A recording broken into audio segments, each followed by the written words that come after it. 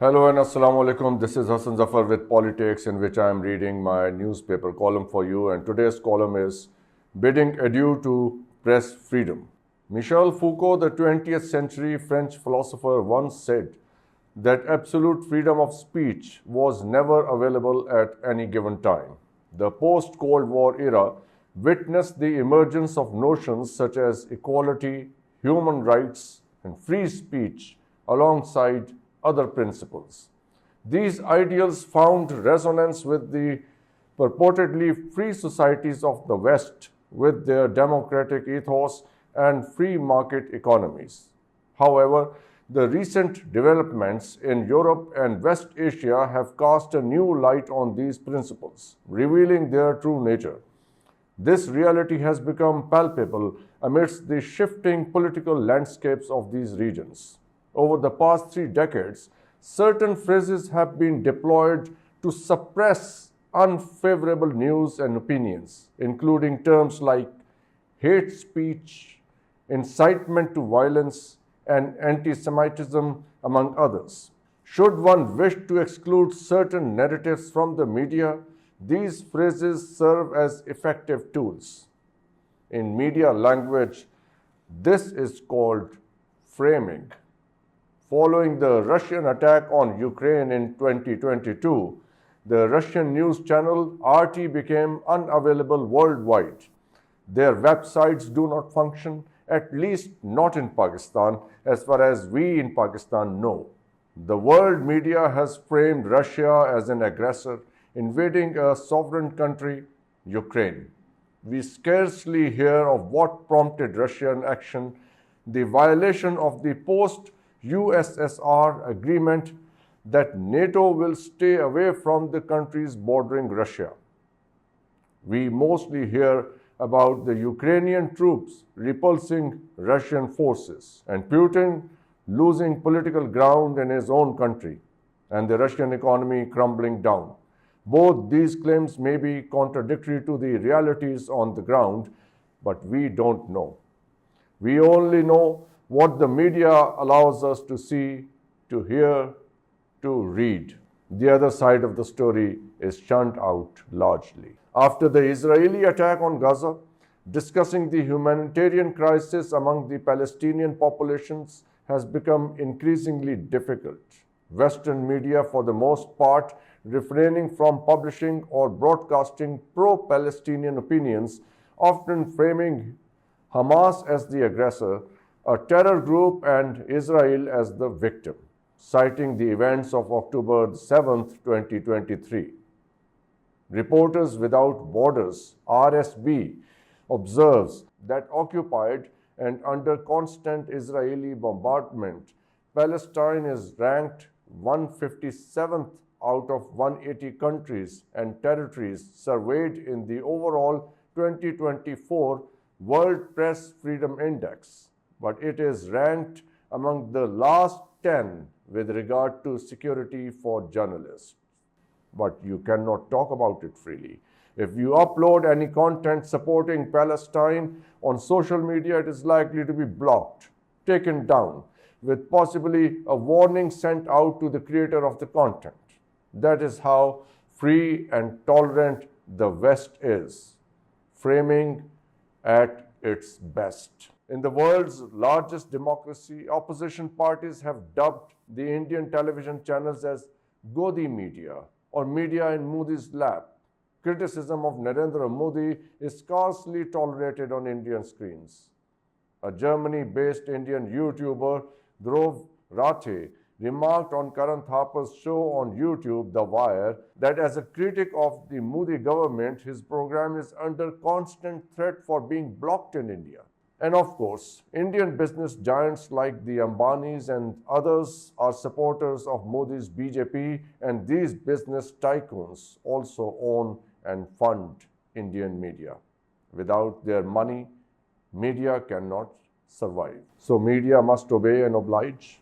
In Pakistan too, following the infamous regime change of the PTI government in April 2022 and subsequent events, notably the events of May the 9th, 2023, the media, both television and social networking sites like X, have come under scrutiny and been shut down. It is still fresh in everyone's memory that the internet became unavailable nationwide in Pakistan on the night of the general elections between 8th and 9th February, and again during the by-polls conducted on 21st April 2023.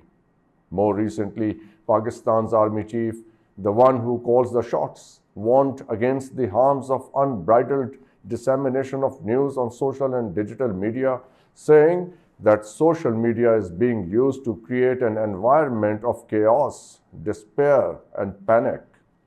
Through fake news, an impression is being created that the state is losing its writ. The Pakistan Freedom of Expression and Media Annual Report 2024 paints a bleak picture of media freedom in the country.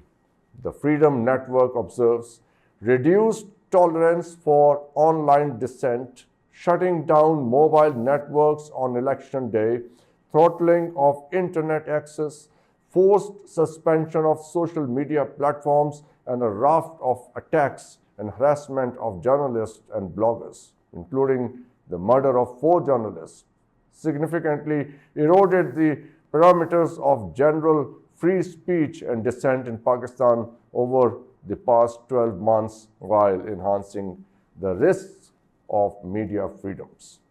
All media, be it television, print, or digital, mostly function with money provided by sponsors, businessmen, industrialists, and governments. To understand this better, read Noam Chomsky's Media Control. Of all these key players, it is the responsibility of the government to guarantee a free press. According to RSB, press freedom around the world is being threatened by the very people who should be its guarantors, political authorities. The years 2023-24 have witnessed a notable decline in the World Freedom of Press Index. Interestingly, the RSB data shows that both democratic and non-democratic nations in Eastern Europe, Eastern Africa, and most of Asia stand at nearly the same level of press freedom index. These are indisputable facts. What is debatable here are the reasons as to why this is the case. The media was never entirely free in any country, East or West.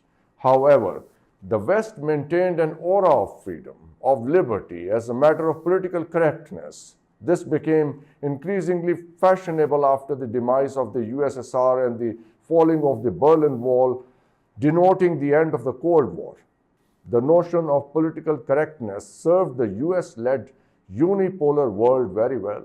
It became commonplace to frame any nation that did not fit the veneer of Western political correctness with phrases like suppressing women, targeting the marginalized, undermining minorities, promoting racism, lacking democratic values, promoting terrorism, and so on.